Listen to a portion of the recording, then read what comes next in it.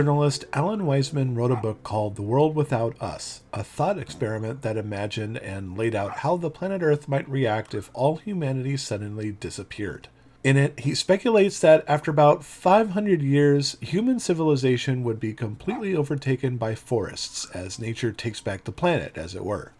This particular setting has been a fairly popular one in video games, as Enslaved Odyssey to the West, The Last of Us, and Horizon Zero Dawn was set on a version of Earth long after humans were driven to extinction, or close to it, and the remnants of civilized ingenuity transformed into decaying relics. Spirit of the North Enhanced Edition joins the ranks of post-apocalypse video games from the point of view of a fox, as it goes on a journey across a lush and disquieting landscape.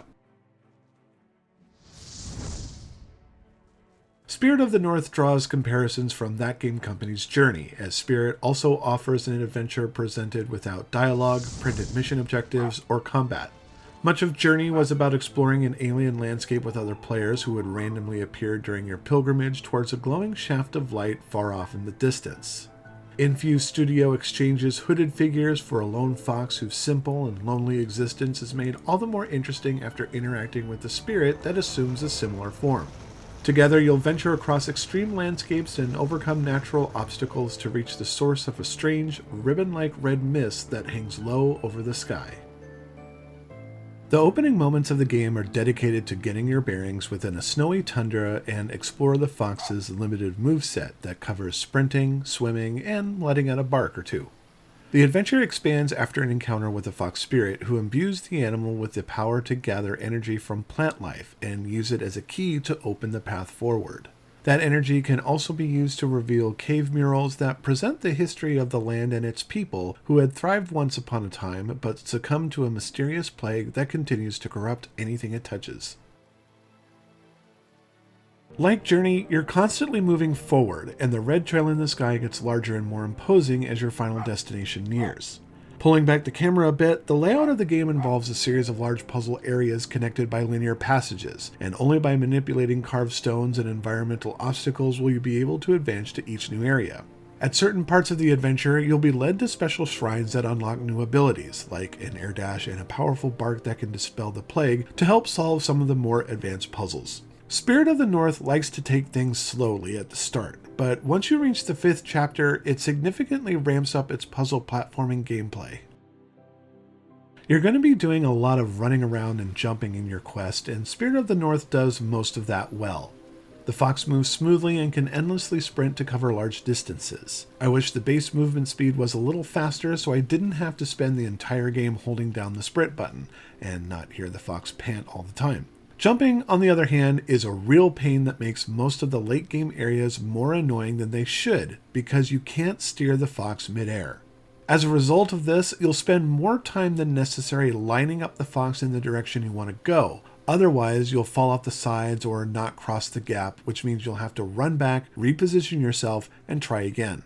Jumping isn't the lone culprit for some of the woes I had with traversal. There exist many invisible barriers that surround elements of the environment the game doesn't want you to reach, and while some of these blockades make sense, others pad obstacles in a way to cause the fox to bounce off of them despite being a few feet away. This gets to be a real problem with precarious cliffs and pathways, and I may have lost my patience more than a few times over failures that weren't entirely my fault.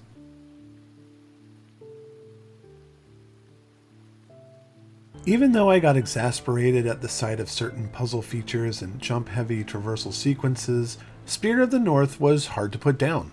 I nearly made myself late for work because I had fallen into the just one more level trap as the game introduced new puzzles and environments while the red ribbon mist got larger and more foreboding. The places you'll see are pretty, but empty, leaving little to discover beyond the skeletal corpses of hooded humanoid figures.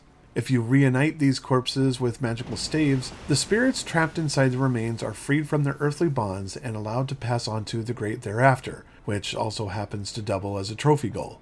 The setting of the game is also beautiful and is made all the more enchanting by an evocative musical score composed by R.E.J. The soundtrack is one of the better elements of the game because of its soft and gentle nature, but it's repetitive to the point of distraction, especially in areas that just use the same musical cue over and over until you leave.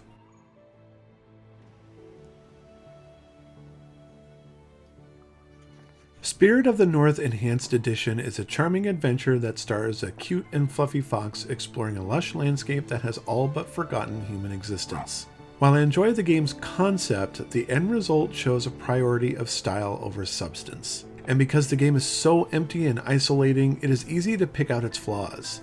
Not being able to steer in the middle of a jump is a relic of game design that doesn't have a place in 2020. The music is repetitive to a fault. Invisible hitboxes and barriers make platform jumping more annoying than they should be. There are also a number of areas in the game that are meant to appear epic in size, but because environmental storytelling is limited to a handful of very specific objects, there's no real point to explore because there's nothing to see. The game plays fine on the PlayStation 5, and while the environments are often pretty, they don't quite have the same new-gen wow factor as, say, Demon's Souls. Puzzles are designed well enough to be accessible for players of any skill level, though keep in mind that the process of navigating them can get a little rough. At its best, Spirit of the North Enhanced Edition is an atmospheric adventure set within an abandoned landscape that offers its fair share of challenges, but little in the way of meaningful takeaways.